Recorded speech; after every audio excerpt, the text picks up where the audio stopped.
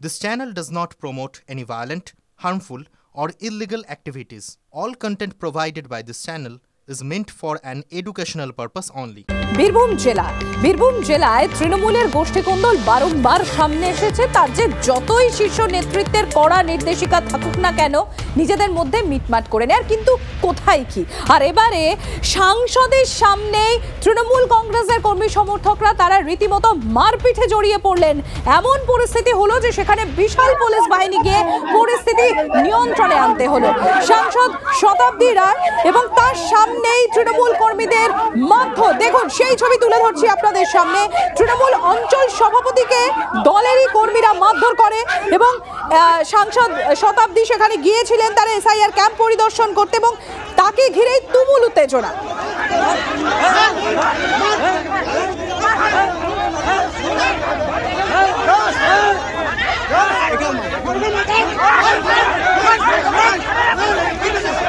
বড় পরিবারে অনেক কিছু হতে পারে, সমস্যা দাদা ভাই বাবা কাকাদের মধ্য থেকে হতেই পারে। তো সেই জায়গা থেকে সেটা মিটে গেছে, উনি আর কিছু বলতে চান না।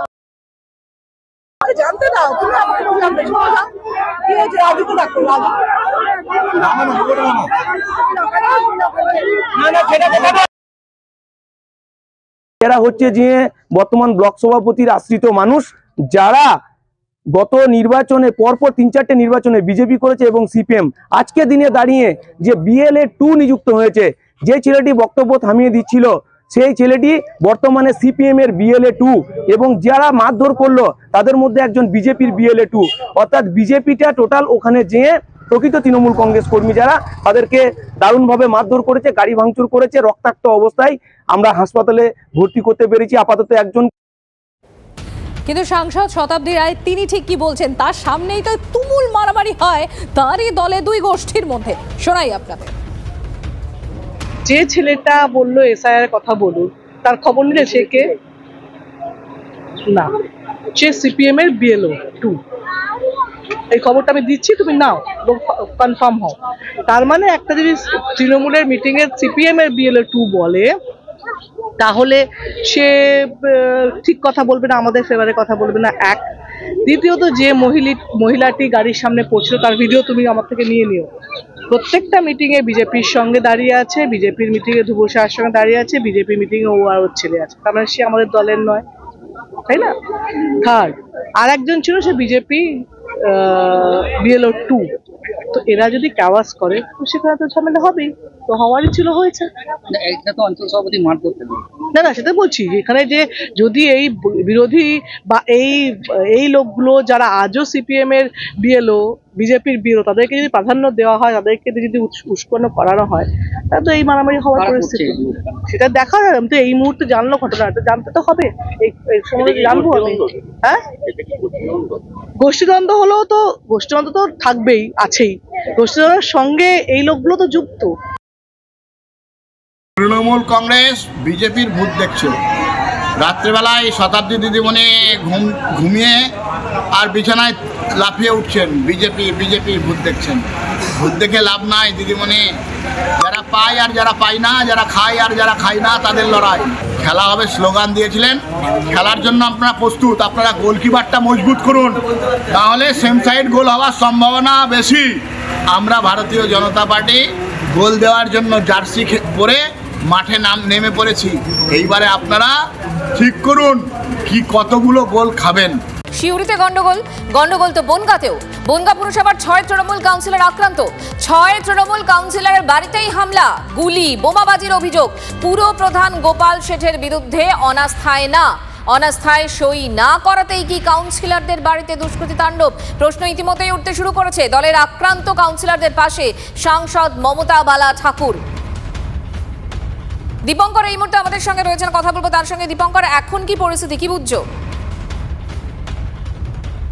দীপঙ্করের সঙ্গে আমরা যোগাযোগ করার চেষ্টা করছি। আরও একবার আপনাদের জানাই যে বনগাঁ পুরসভায় 6 তৃণমূল কাউন্সিলর আক্রান্ত। 6 তৃণমূল কাউন্সিলরের বাড়িতে হামলা, গুলি, বোমাবাজির অভিযোগ। পুরপ্রধান গোপাল শেঠের বিরুদ্ধে অনাস্থায় সই না করাতেই কি কাউন্সিলরদের বাড়িতে দুষ্কৃতী তাণ্ডব? প্রশ্ন উঠছে। দলের আক্রান্ত কাউন্সিলরদের পাশে সাংসদ মমতা বালা ঠাকুর। দিলেও দেখি ভাঙচুর করছে। আমি ঘরে ছিলাম, বাইরে বারান্দায় এসে দেখছি ভাঙচুর করছে, ক্যারাম ট্যারাম উল্টে দিচ্ছে।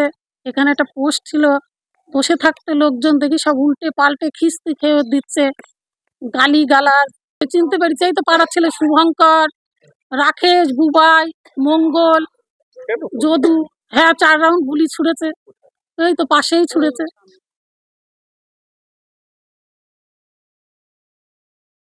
রাতে মদ খেয়ে হামলা চালায় দুষ্কৃতীরা।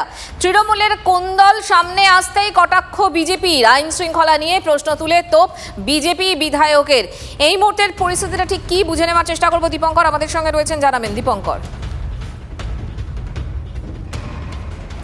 দেখুন, এখনও যে অবস্থা তাতে এই গোপাল শেঠের যে সমস্ত অনুগামীরা যারা সাইন করেননি নো কনফিডেন্সে, যাদের বাড়িতে গিয়ে হামলা হয়েছিল, তারা মহকুমা শাসকের দপ্তরে এসেছেন। সেই মহকুমা শাসকের দপ্তরে গিয়ে তারা তাদের বক্তব্য জানাচ্ছেন, মহকুমা শাসকের সঙ্গে কথা বলবেন এবং এই মহিলা কাউন্সিলররা নিরাপত্তা নিয়ে প্রশ্ন তুলছেন। যে কথা আমরা সকাল থেকে দেখছি যে বিশ্বজিৎ দাস যিনি দলীয় সভাপতি, তার বিরুদ্ধে এই হুঁশিয়ারি তারা বারবার দিয়ে আসছেন। মূলত বিশ্বজিৎ দাসের সঙ্গে গতকাল 15 জন কাউন্সিলর নিয়ে বৈঠক হয়। সেই বৈঠকে 9 জন কাউন্সিলর নো কনফিডেন্সে সাইন করলেও বাকি 6 জন মহিলা কাউন্সিলর তারা কিন্তু নো কনফিডেন্সে সাইন করেননি। আর সাইন করেননি বলেই তারা চলে আসেন। এই যখন বেরিয়ে আসার সময় তাদেরকে হুমকি দেওয়া হয়েছিল, এমনটা বলছেন শর্মিলা দাস বৈরাগী, প্রসেনজিৎ বিশ্বাস, এই ধরনের যারা কাউন্সিলর রয়েছেন তারা। এরপর তাদের বাড়িতে রাত্রিবেলা হামলা হয় এবং এই হামলার বিরুদ্ধে প্রতিবাদ। তার মানে দীপঙ্কর গোপাল ভার্সেস বিশ্বজিৎ, তাই তো? গোষ্ঠীদ্বন্দ্ব। একদমই তাই। গোপাল শেঠ এখন যে অবস্থায় দাঁড়িয়েছে, তিনি ইতিমধ্যেই অ্যাক্টিং চেয়ারম্যানের নাম ঘোষণা করে অসুস্থতার কারণে বিশ্রাম নিচ্ছেন, এমনটা যেমন জানিয়েছেন। পাশাপাশি একটা জিনিস স্পষ্ট হয়ে যাচ্ছে, বিশ্বজিৎ দাস এবং এর সঙ্গে আরেকটা কথা মনে রাখতে হবে যে মমতা বালা ঠাকুর তিনি কিন্তু আজকের এই বিক্ষোভে এসে হাজির হন। বিশ্বজিৎ দাসের বিরুদ্ধে তিনি দাঁড়িয়ে যান, তিনি একই সঙ্গে বক্তব্য রাখেন। নজর থাকবে আমাদের। আপাতত ধন্যবাদ তোমাকে। গোলাগুলি ক্যামেরা ভেঙে যাতে প্রমাণ না থাকে, বাইরের থেকে সন্ত্রাস এনে আজকে বনগাঁর বুকে শান্তিকে অশান্তি করার যে চেষ্টা করেছে, এটাকে নিয়ে উপর মহলে কথাবার্তা চলছে। এবং আমি এখান থেকে যে এসপির সঙ্গে আমি যাব, ওখানে কথাবার্তা বলবো যে তাদের ইমিডিয়েটলি তাদের অ্যারেস্ট করা হোক। যারা আজকে এই ধরনের কাজ করেছে, মানুষ সন্ত্রাস, বনগাঁর বুকে যে মানুষের ভয় ভীতিতে আছে, যে শান্তিপ্রিয় বনগাঁ ছিল, আজকে সেই বনগাঁ অশান্তিতে পরিপূর্ণ হয়ে গেছে। এবং সেটাকে নিয়ে এবং তৃণমূল কংগ্রেসের যারা আমাদের উপর নেতৃত্ব, তাদের সঙ্গে আমি কথা বলবো। এবং অলরেডি সেটা আমি আস্তে আস্তে কয়েকজনের সাথে কথা হয়েছে এবং সেটাকে নিয়ে আরও উপর মহলে এবং সেটাকে নিয়ে প্রশাসনের লেভেলের থেকে আমরা মনে করি যে এখনও সেইভাবে আমাদের যে এসপি এখনও বনগাঁর বুকে সেই ধরনের তাদের কোনো সাপোর্ট করেনি। আমি এসপির সঙ্গেও দেখা করে এখানে যাব, যাতে ইমিডিয়েটলি তাদের অ্যারেস্ট করা হোক। অনাস্থা প্রস্তাবে সই করেছে, একাধিক কাগজ রয়েছে আমাদের, কিন্তু কালকের ঘটনা যে কেন হয়েছে আমরা পুলিশকে বলেছি, উপযুক্ত তদন্ত করে যদি এরকম ঘটনা ঘটে থাকে তাহলে তাদের বিচার ব্যবস্থার মধ্য দিয়ে এর প্রক্রিয়া শেষ করতে হবে। না, এটা কেউ কেউ তো আমাদের তো বিজেপির সাথে একটা লাইনে আছে, তারা কেউ কেউ করতে পারে, নির্যাত মানে যারা তৃণমূল মনে প্রাণে করে এরকম করতে পারে না, কারণ তারা জানে যে তৃণমূল কংগ্রেসে যারা আমরা একটা পরিবার, এরকম কোনো ঘটনা ঘটেনি। আপনি যেটা বলেছেন আমরা নিশ্চিতভাবে পুলিশকে বলেছি তদন্ত করে উপযুক্ত ব্যবস্থা নেওয়ার জন্য। পজিশন রাখার জন্য আজকে গুলি চলছে, আজকে অ্যালিগেশনস চলছে, আজকে ওর নামে অ্যালিগেশন দিচ্ছে, কেউ কাউকে মানছে না। এবং সব থেকে রিমার্কেবল যে উচ্চ নেতৃত্ব যে ইনস্ট্রাকশন দিচ্ছে সেটাও মানছে না। তার মানে উচ্চ নেতৃত্বর পজিশন বা ইনস্ট্রাকশন কতটা অমান্য করা যায় সেটাও আজকে তৃণমূলের কাউন্সিলররা বুঝিয়ে দিচ্ছে আর কি। চেয়ারম্যানকে বলা হচ্ছে আপনি পজিশন ছাড়ুন, চেয়ার ছাড়ুন, চেয়ারম্যানও শুনবে না, আর কাউন্সিলরদের যেটা বলা হচ্ছে সেটাও শুনবে। সবাই রাজা, এখানে কোনো ল অ্যান্ড অর্ডার নেই, আমরা তো বারবার বলে এসেছি। এই বনগাঁ পুরসভা বিষয়টা দলের শৃঙ্খলা রক্ষা কমিটির কাছে ইতিমধ্যেই বিবেচনাধীন, কারণ একটি নির্দিষ্ট নির্দেশ দলের পক্ষ থেকে দেওয়া হয়েছে। সেই নির্দেশ কেন পালিত হয়নি, অন্যথা হলে তার পিছনে কি কারণ, পুরোটাই যেহেতু শৃঙ্খলা রক্ষা কমিটি পর্যালোচনা করে দেখছে, তাই অ্যাডভান্স মন্তব্য করব না। কিন্তু এইটুকু বলতে পারি, দল এই বিষয়টাকে খুব কঠোরভাবে দেখছে।